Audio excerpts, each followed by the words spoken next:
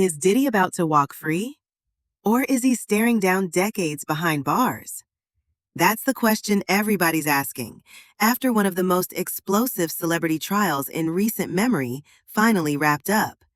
Sean Diddy Combs, music mogul, party king, and hip-hop royalty, just got hit with a split verdict that's left fans and critics completely stunned. So how did we get here? And more importantly, what happens now? This case wasn't just a headline. It was the headline. From the moment Diddy was hauled into court on charges of sex trafficking, racketeering, and violating federal laws tied to prostitution, the story exploded everywhere. The trial became a circus. Paparazzi practically camped outside the courthouse, hoping to snap shots of A-listers who were rumored to be dragged into this mess. Jay-Z's name popped up in whispers. Paris Hilton and Kim Kardashian were even seen partying with Diddy in old photos splashed across tabloids. Every day brought new wild claims that kept people glued to updates. This wasn't just about one man's fall.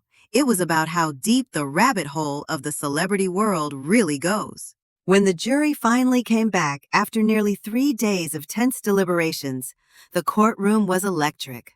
The verdict? Not guilty on the biggest charges, sex trafficking and racketeering conspiracy. Diddy's family reportedly let out audible gasps of relief. Some even smiled, thinking it was all over. But then came the curveball.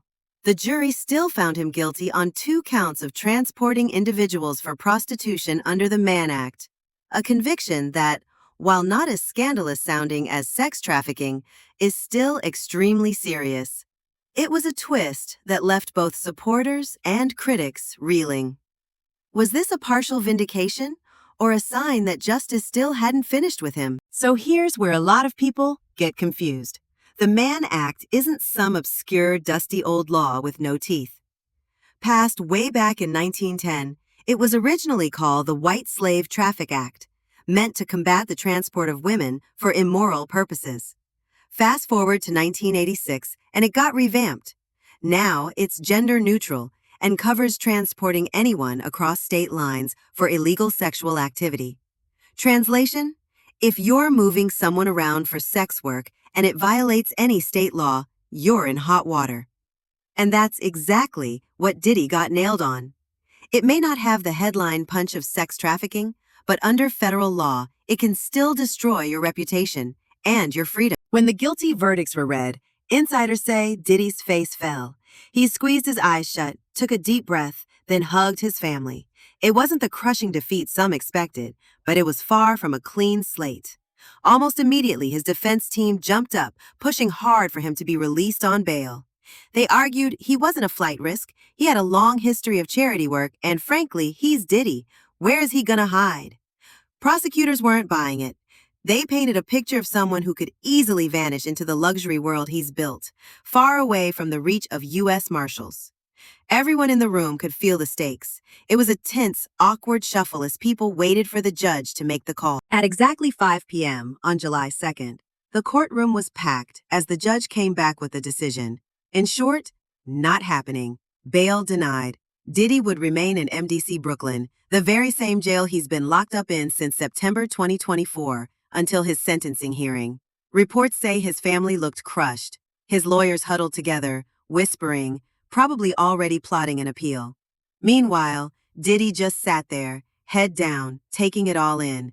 And with that, the once untouchable mogul was marched right back to his cell. So what does all this mean in real numbers?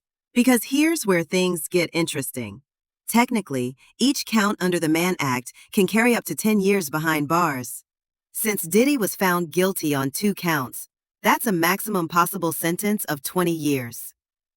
But before fans start panicking, or haters start celebrating, legal experts have jumped in to add a dose of reality. Former federal prosecutor Mitchell Epner broke it down, telling the New York Post that based on U.S. sentencing guidelines, Diddy might realistically be looking at 15 to 21 months. Not decades, not even half a decade, just over a year or so, depending on how the judge weighs factors like prior record and cooperation. Still, In the court of public opinion, it's been divisive. Some say even a year in prison is a death blow to his career. Others argue he's dodging truly serious consequences given the charges he initially faced. So what happens next? Here's the million-dollar question. When does Diddy actually learn his fate? Right now, it all hinges on the judge setting a sentencing date. That could come quickly or drag on for months if motions and filings slow things down. In the meantime, he stays locked up, probably with his legal team burning the midnight oil, trying to prep the best possible arguments for leniency. And beyond the courtroom, the bigger question is what this does to Diddy's empire. His business deals, brand sponsorships, even his friendships in the industry, all are under a microscope. Some companies might cut ties just to avoid the PR nightmare. Others could stick it out, betting on his comeback story.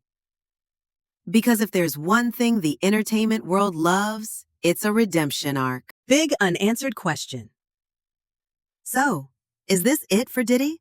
Or is this just the messy middle of yet another celebrity saga that ends with a triumphant stage comeback, teary interviews, and sold-out tours? For now, all we know is that Sean Diddy Combs will spend the next few months waiting behind bars, hoping that when the judge finally speaks, the number that comes back isn't high enough to completely erase everything he's built. It's a gamble, one that could either cement his legend or mark the final chapter of a career that once seemed unstoppable.